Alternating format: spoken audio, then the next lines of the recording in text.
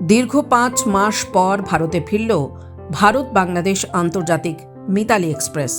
তবে কোনো যাত্রী নিয়ে নয়, পুরো খালি কোচ নিয়ে একেবারে জরাজীর্ণ দশায় ট্রেনটি মঙ্গলবার ভারত বাংলাদেশ আন্তর্জাতিক সীমান্তের কাঁটাতারের গেট অতিক্রম করে ভারতে প্রবেশ করে।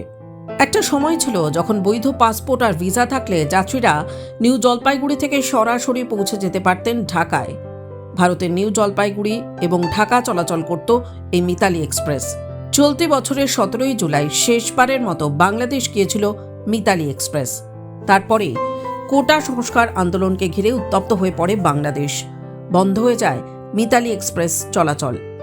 বাংলাদেশের অস্থির পরিস্থিতির জন্য এতদিন ট্রেনটি ঢাকা ক্যান্টনমেন্টেই পড়েছিল।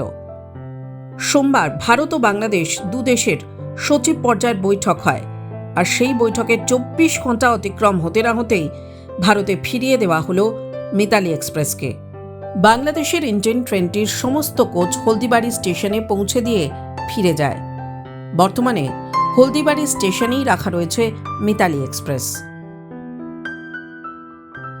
টাইমস নাও খবর।